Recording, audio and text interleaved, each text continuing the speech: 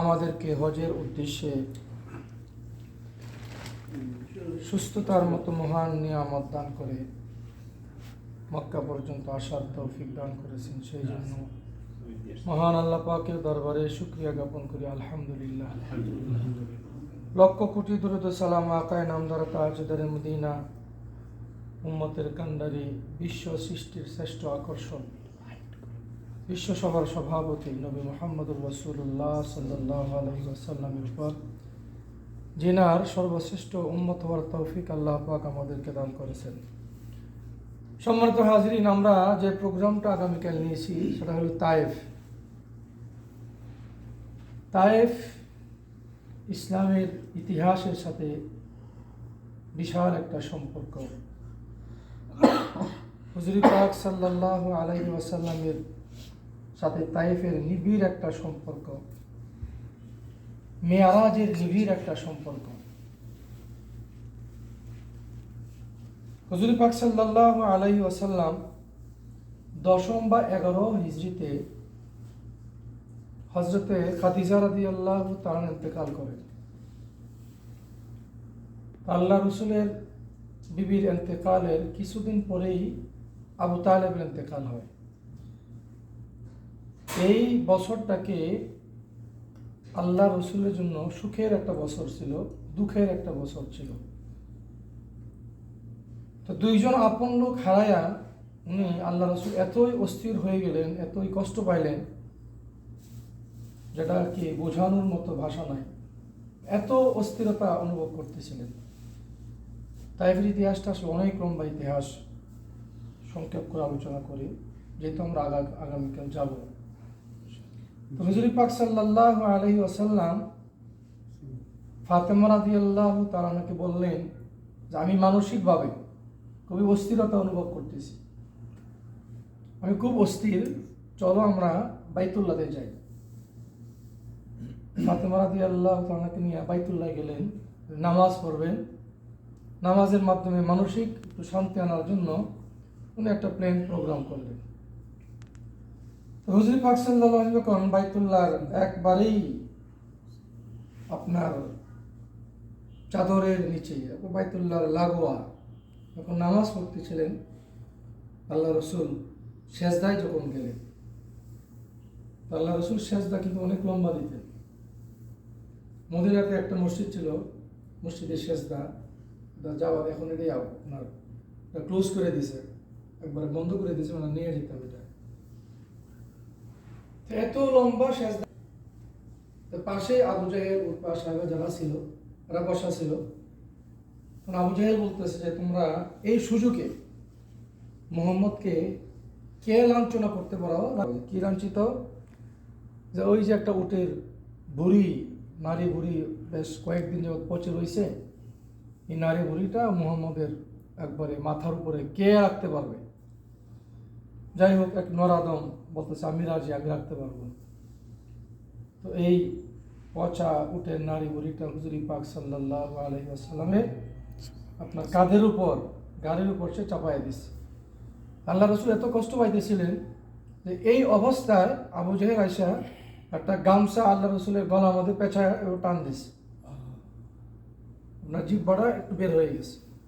হযরত আবু বকর সিদ্দিক দৌড়ায় আসলেন, এসে বলতেছেন আকাতাল তারাজুলান আইয়াকুল রাব্বি আল্লাহ, তোমরা এমন একটা মানুষকে হত্যার জন্য চেষ্টা করতেছো যে লোকটার অপরাধ সে যে বলে রব একমাত্র আল্লাহ, একমাত্র মালিক আল্লাহ, শুধু এই অপরাধের কারণে এই লোকটাকে হত্যার জন্য চাইতেছো। ঠিক ওই সময় খুব গুছায় সংক্ষেপে বলতেছি, ফাতেমা রাদিয়াল্লাহু দৌড়ায় আসলেন, আশায় খুব কান্নাভাবে বলতেছেন আব্বা, আপনার মা নাই, আপনার বাবা নাই, হ্যাঁ মাও ইন্তেকাল করছেন, চাচাও ইন্তেকাল করছেন, আপনাকে এই যে লোকগুলো আপনাকে হত্যার উদ্দেশ্যে আপনাকে চেষ্টা করলো, আপনার পক্ষে তো মদিনায় কোনো একটা মানুষ আপনার পক্ষে কথা বলার নাই, মক্কায় তা আসেন যে আপনি বাইতুল্লাহর পাশে দাঁড়ান, আমিও দাঁড়াই, আমি দোয়া করব, আপনি আমিন আমিন বলবেন। এটার বিচার আল্লাহর কাছে দেব। হুজুর পাক সাল্লাল্লাহু আলাইহি ওয়াসাল্লাম বলতেছেন, ফাতেমা তুমি যদি দোয়া করো আর আমি আমিন বলি, তাহলে এই মক্কা আল্লাহ পাক একবারে ছিন্ন বিচ্ছিন্ন করে দিবেন, এই কাজটা করা যাবে না। যাই হোক, শেষ পর্যন্ত হুজুর পাক সাল্লাল্লাহু আলাইহি ওয়াসাল্লাম ওনার পালিত পুত্র উসামা বিন যায়েদ তাকে বললেন, চলো তায়েফের মানুষের দিল নরম, আমরা তায়েফ চলে যাই, তায়েফের মানুষকে দাওয়াত দিই, তাদের দিল নরম, তারা হয়তো ইসলাম ধর্ম গ্রহণ করতে পারে। তো হযরত যায়েদ বিন হারেসা রাদিয়াল্লাহু তাআলাকে নিয়ে তায়েফ চলে গেলেন। তায়েফে সবচাইতে যার নেতৃস্থানীয় তিনটা লোক ছিল, তারা তিন ভাই, তাদের কাছে গেল, গিয়া ইসলামের দাওয়াত দিল। এই তিন ভাইয়ের এক ভাই বলতেছেন যে আল্লাহর কোনো কাজ নাই, তোমারই নবী হিসাবে পাঠাইলো। আর একজন বলতেছে যে কুরাইশে আর কোনো লোক খুঁজে পাইলো না তোমাকে নবী বানানোর জন্য। আর একজন বলতেছে না, আমি এই ব্যাপারে কোনো কিছুই বলবো না, কারণ যদি সত্যিই নবী হয়ে থাকে তাহলে খবর আছে, আমি কিছু মন্তব্য করি। তো হুজুর পাক সাল্লাল্লাহু আলাইহি ওয়াসাল্লাম এখান থেকে নিরাশ হয়ে গেলেন। তখন আল্লাহ রাসূল ওদেরকে বলতেছেন যে আমি যে তোমাদেরকে দাওয়াত দিলাম, তোমরা দাওয়াত গ্রহণ করো নাই, কিন্তু এই জিনিসটা ভাইরাল করিও না, আমি আসছি দাওয়াত দিছি, ভাইরাল করি, কারণ ভাইরাল করার সমস্যা। কিন্তু এই তিনটা লোক হুজুর পাক সাল্লাল্লাহু আলাইহি ওয়াসাল্লামকে অপমান করার জন্য এই তায়েফের সন্ত্রাসী ছেলেগুলোকে লেলিয়ে দিল। হ্যাঁ, আল্লাহ রসুলের উপর তারা এমনভাবে আঘাত করতেছে যে এক পর্যায়ে বলতেছে হাজা মাজনুন, এটা তো পাগল।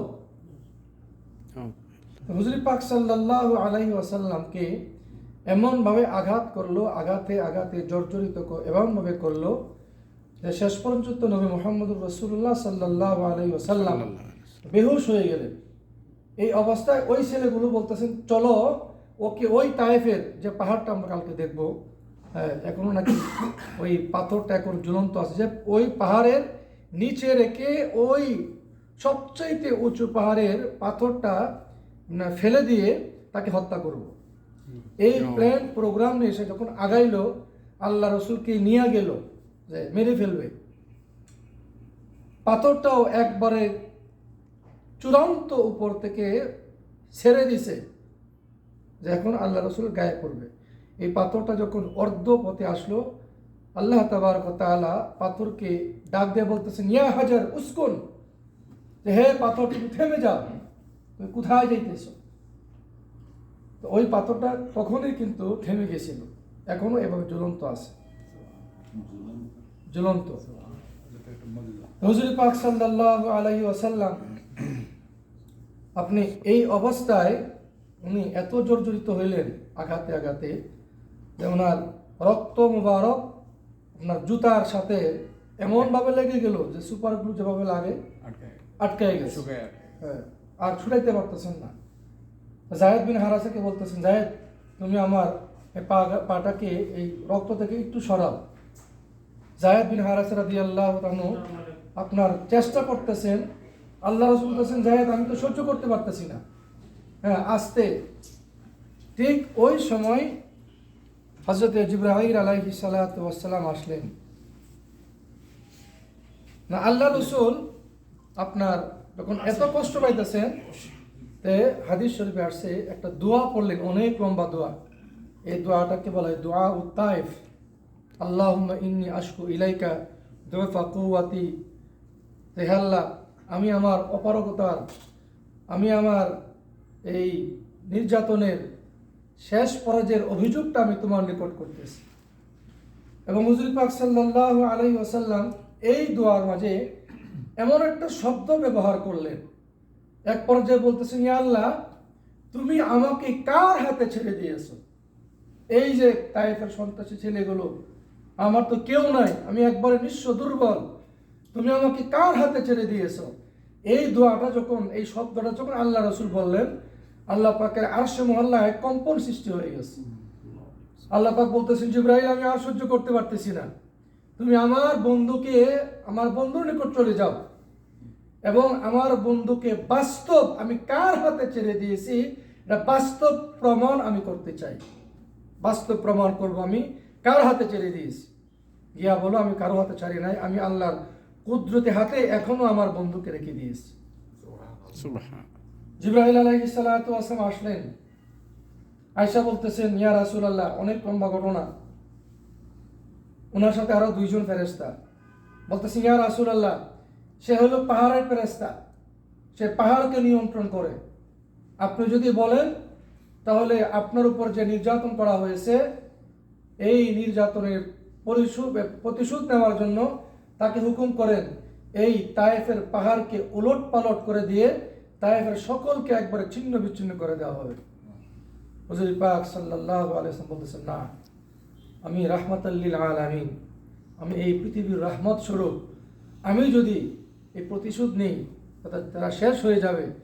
এমন প্রজন্ম এখান থেকে জন্ম নেবে যারা ইসলামের দ্বারক বাহক, কালিমার দ্বারক বাহক হবে। আমি তাদের জন্য বদদুয়া করব না। তো হুজুর পাক সাল্লাল্লাহু আলাইহি ওয়াসাল্লাম জিবরাইল আলাইহিস সালাতু ওয়াস সালামকে একদিন বললেন, জিবরাইল, তুমি যে এই দুনিয়াতে আসছো,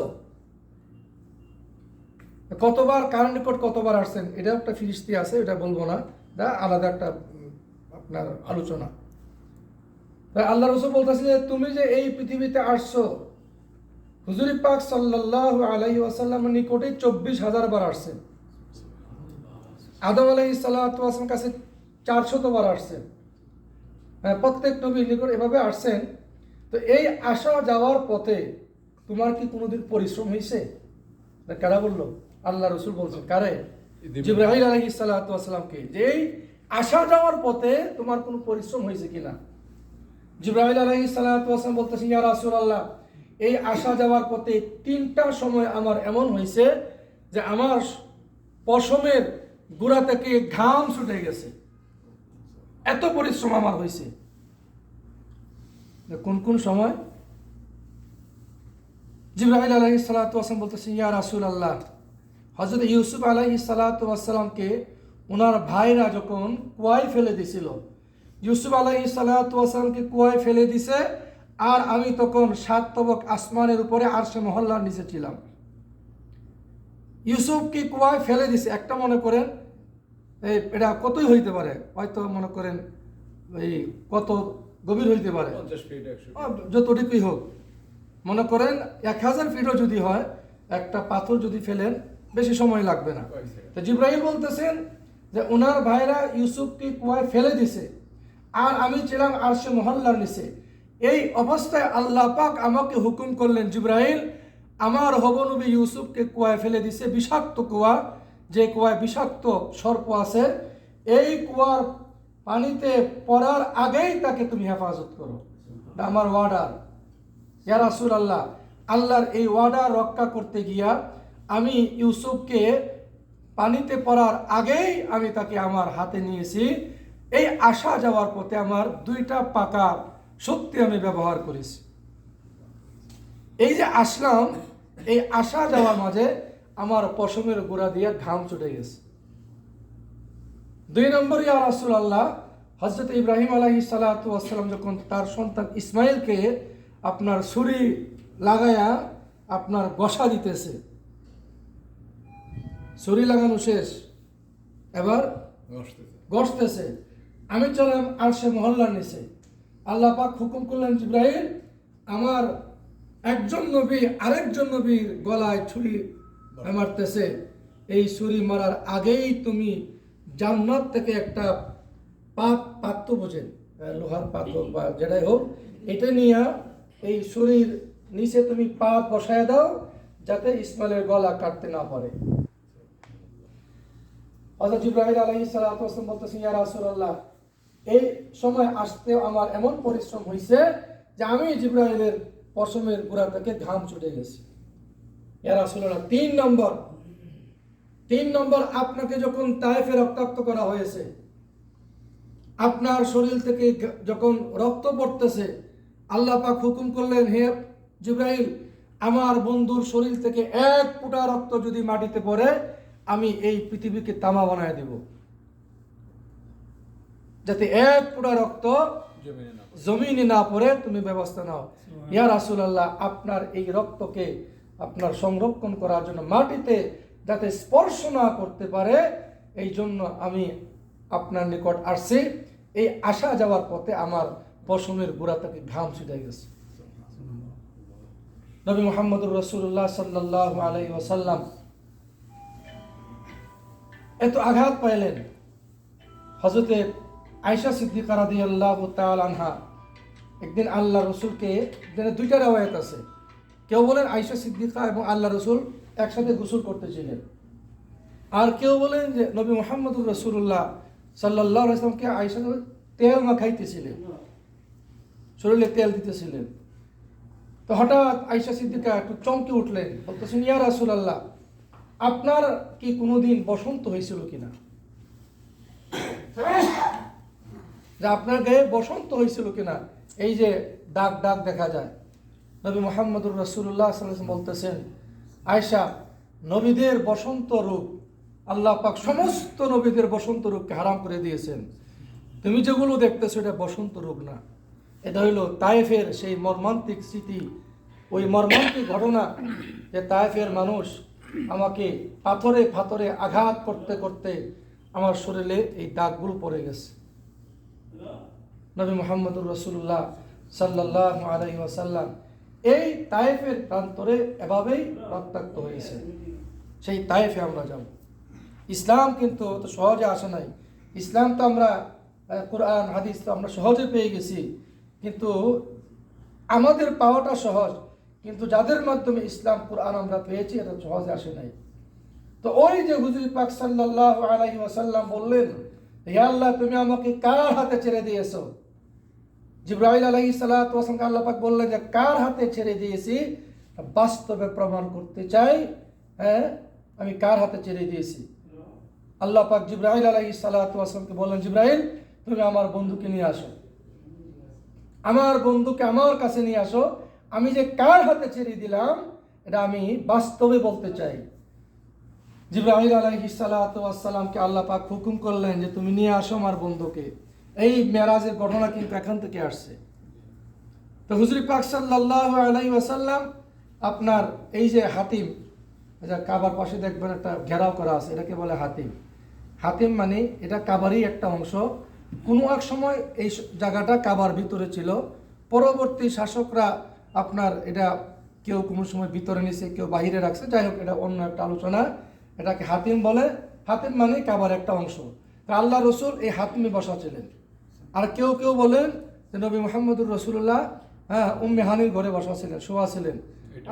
এক কথায় কাবার চত্বরেই ছিলেন। তা আল্লাহ পাক হুকুম করলেন জিবরাইলকে, জিবরাইল আমার বন্ধুকে নিয়ে আসো। তো জিবরাইল আলাইহিস সালাতু ওয়াস সালাম যখন আসতেছেন অর্ধেক পথ আসছেন, আল্লাহ পাক বলতেছেন, জিবরাইল তুমি কোথায় যাও? যে আপনি তো হুকুম করছেন আপনার বন্ধুকে নিয়ে আসার জন্য। আল্লাহ পাক বলতেছেন, জিবরাইল তুমি, তোমার কত বড় স্পর্ধা, আমার বন্ধুকে আনার জন্য তুমি একা যাইতেছো, এটা আমার বন্ধুর শানের খেলাফ, এই কাজটা তুমি ঠিক করো নাই। যে কি করতে হবে, যে আমার স্পেশাল কিছু ফেরেশতা আছে, এই স্পেশাল ফেরেশতা থেকে 70,000 ফেরেশতা নিয়ে তুমি যাও, আমার বন্ধুকে নিয়ে আসো। জিবরাইল আলাইহিস সালাতু ওয়াস সালাম, মজার ঘটনা এখানে, সময় তো নাই, আপনারাও সময় দিতে পারেন। জিবরাইল আলাইহিস সালাতু ওয়াস সালাম আসলেন, 70,000 ফেরেশতা নিয়ে আসলেন। আয়েশা দেখেন নবী মুহাম্মদুর রাসূলুল্লাহ সাল্লাল্লাহু আলাইহি ওয়াসাল্লাম ঘুমায় আছেন, ঘুম ঘুম ভাব। তো জিবরাইল আলাইহিস সালাতু ওয়াস সালাম এই 70,000 ফেরেশতা নিয়ে একবার আগান আর একবার পিছান, একবার আগান আর একবার পিছান। যে সময় আগান এ সময় মনে করে যে আল্লাহর হুকুম, এই মুহূর্তে আল্লাহর বন্ধুকে নিয়ে যাইতে হবে, আল্লাহর হুকুমকে অমান্য করা যাবে না, এই ভেবে উনি আগান, আল্লাহ রসুলকে জাগ্রত করবেন। আবার পিছায়া যান, কেন? নবী মুহাম্মদুর রাসূলুল্লাহ ঘুম যাইতেছেন, ঘুমে যদি ব্যাঘাত ঘটে, আল্লাহ রসুল যদি কষ্ট পায়, আল্লাহ পাক নারাজ হয়ে যাবে। দ্বিধা দ্বন্দ্বে পড়ে গেছেন, না তুলতে পারতেছেন না যাইতে পারতেছেন। এমন অবস্থা যখন করতেছেন, আল্লাহ তাবারক ওয়া তাআলা জিবরাইল আলাইহিস সালাতু ওয়াস সালামকে বললেন, জিবরাইল তুমি কি করো? ইয়া রাব্বাল আলামিন, আপনার হুকুম যখন মনে হয় তখন মনে চায় আপনার বন্ধুকে জাগ্রত করার জন্য, কিন্তু যদি জাগ্রত করি আপনার বন্ধু কষ্ট পাবে, এই কষ্ট দিকে লক্ষ্য করলে আমি আবার পিছায়া যাই, আপনার হুকুমের দিকে লক্ষ্য করলে আমি আগাইয়া যাই। তখন আল্লাহ পাক বলতেন যে ইয়া জিবরাইল কাব্বিল হাবিবি, হে জিবরাইল তুমি আমার বন্ধুর পায়ে চুমুকাও। জিবরাইল আলাইহিস সালাতু ওয়াস সালাম নবী মুহাম্মদুর রাসূলুল্লাহ সাল্লাল্লাহু আলাইহি ওয়াসাল্লামের পায়ে চুমুকাইলেন। এটা এক ঘটনা। আর কেউ কেউ বলেন ঘটনা আসছে নবী মুহাম্মদুর রাসূলুল্লাহ সাল্লাল্লাহু আলাইহি ওয়াসাল্লামের পায়ের সাথে জিবরাইল আলাইহিস সালাতু ওয়াস সালামের গাল লাগায় দিয়েছেন। কারণ উনি সফর করে আসছেন, আল্লাহ রসুলের শরীরটা একটু গরম গরম ভাব, যেহেতু সফর করে আসছেন ওনার শরীরটা ঠান্ডা, ঠান্ডা আর গরমে যখন স্পর্শ হবে তখন একটা মানুষ জাগ্রত হয়ে যাবে। যাই হোক, বিশুদ্ধ মত হইল জিবরাইল আলাইহিস সালাতু ওয়াস সালাম আল্লাহ রসুলের পায়ে যখন চুমুকাইলেন, আল্লাহ রসুল জাগ্রত হয়ে গেলেন। বলতেছেন ইয়া জিবরাইল আপনি কি করলেন, এটা আপনি কি করলেন, আপনি তো সাইয়্যিদুল মালাইকা, আপনি এত বড় একজন মর্যাদাশীল মানুষ, আপনি এই কাজটা কি করলেন? জিবরাইল আলাইহিস সালাতু ওয়াস সালাম বলতেছেন ইয়া রাসূলুল্লাহ আমি করি নাই, আল্লাহ পাক করাইছেন। আমি করি নাই, আল্লাহ পাক করাইছেন। জিবরাইল আলাইহিস সালাতু ওয়াস সালাম বলতেছেন যে আল্লাহ পাক করাইছেন। আল্লাহ রাসূল বলতেছেন হে জিবরাইল এই যে তুমি আমার পায়ে চুমুকাইলে তোমার অনুভূতিটা একটু বলো, একটু অনুভূতিটা বলো, আমার পায়ে যে তুমি চুমুকাইলে অনুভূতিটা কি তোমার? জিবরাইল আলাইহিস সালাতু ওয়াস সালাম আরেক লম্বা আলোচনা বলতেছেন ইয়া রাসূলুল্লাহ আমি জান্নাতে বিচরণ করেছি, জান্নাতের মেশক আমি দেখেছি, জান্নাতের সুঘ্রাণ আমি দেখেছি, জান্নাতের ফলমূল আমি দেখেছি, জান্নাতের বিভিন্ন ধরনের আপনার সুবাসিত আপনার সেই ফুলের সুবাস আমি নিয়েছি।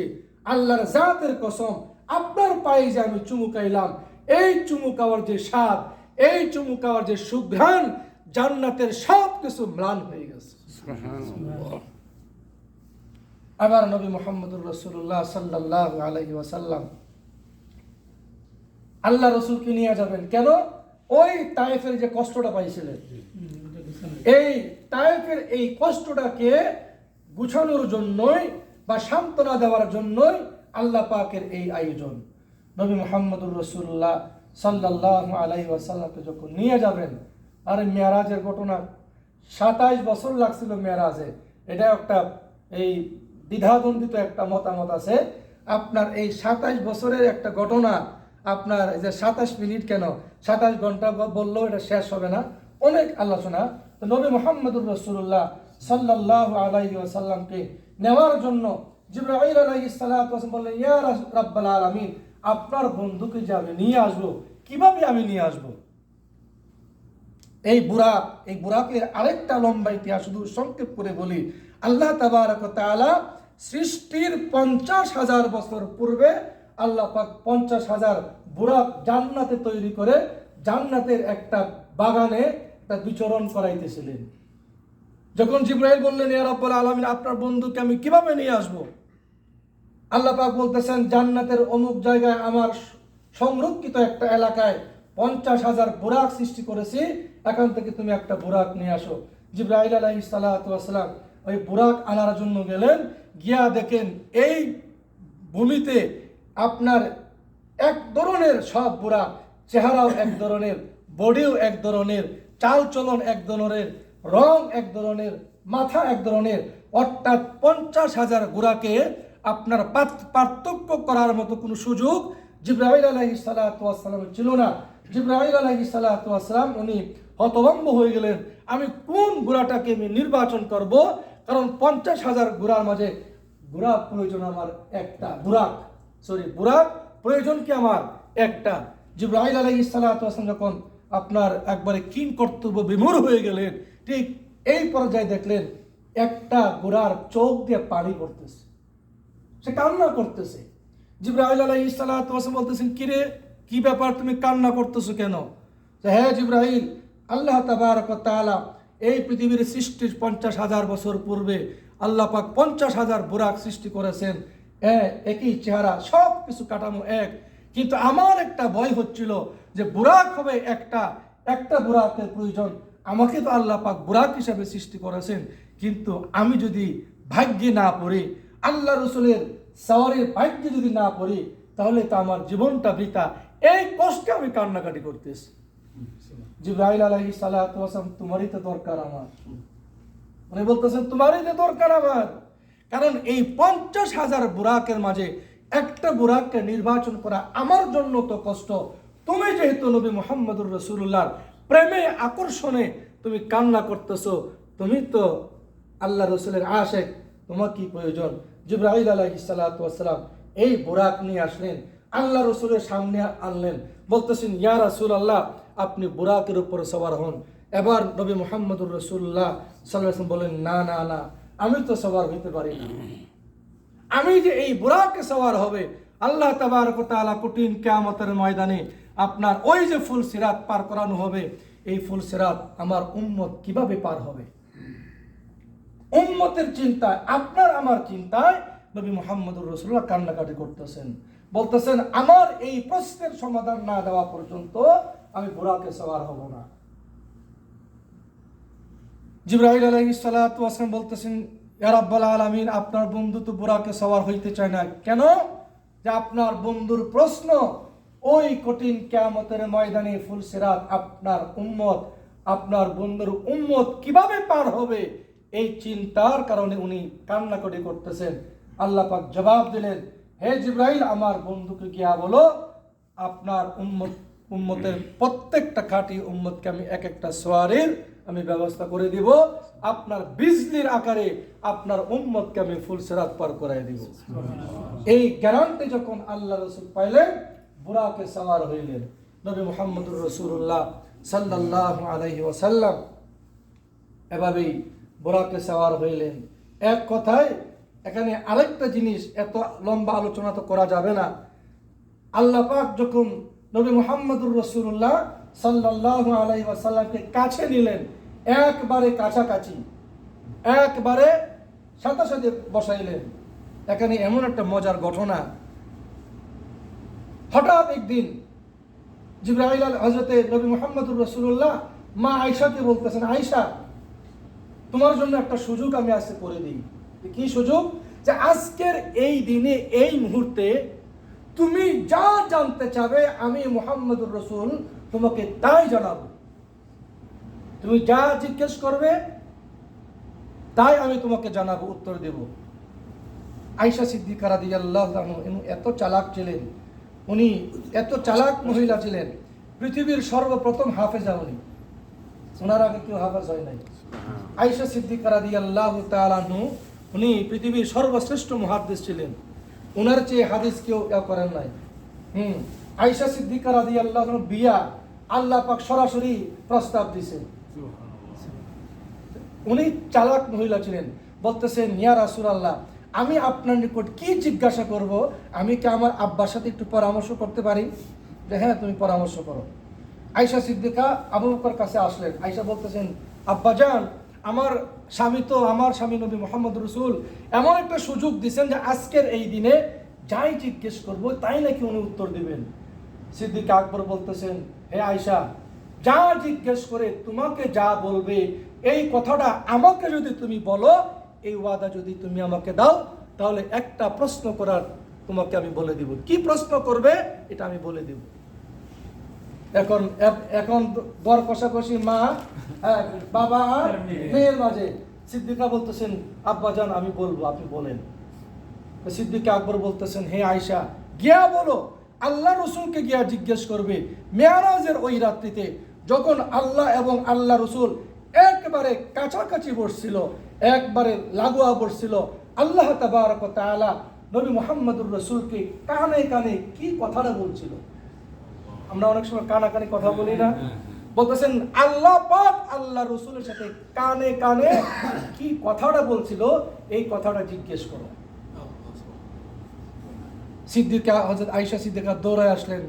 আয়েশা বলতেছেন, ইয়া রাসূলুল্লাহ আমি আপনাকে একটা কথা জিজ্ঞেস করতে চাই। মেয়ারাজের দিনে আল্লাহ পাক আপনার কানে কানে কি কথাটা বলছিল, এই কথাটা বলে। আল্লাহ রসুল বলতেছেন, আয়েশা আমি যদি তোমার নিকট ওয়াদা না করতাম তা জিন্দেগিতে এই কথা আমি কোনোদিন তোমার নিকট বলতাম না, কিন্তু যেহেতু ওয়াদা করে ফেলেছি, এই জন্য আমি তোমাকে বলতেছি।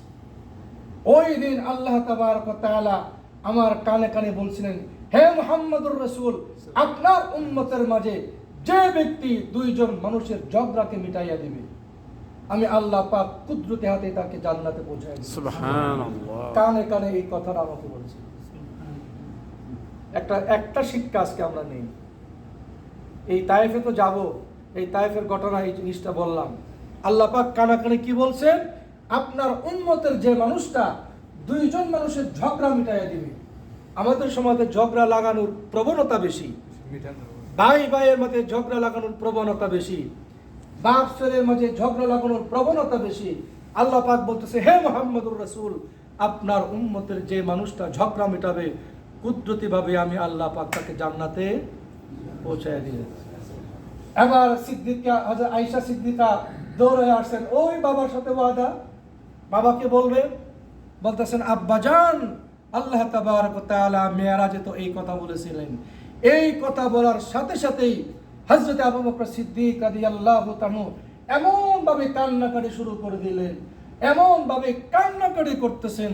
আয়েশা সিদ্দিকা তো আপনি কি কর্তব্যে বিমূঢ় হয়ে গেলেন, আমি এমন একটা সুসংবাদ দিলাম, এত সুন্দর একটা সংবাদ দিলাম, আর আমার আব্বা এভাবে কান্নাকাটি করতেছেন, বলতেছেন, আব্বা জান, আমি কি অন্যায় করলাম, কি সংবাদ আপনাকে আমি দিলাম যে আপনি এত কান্নাকাটি করতেছেন।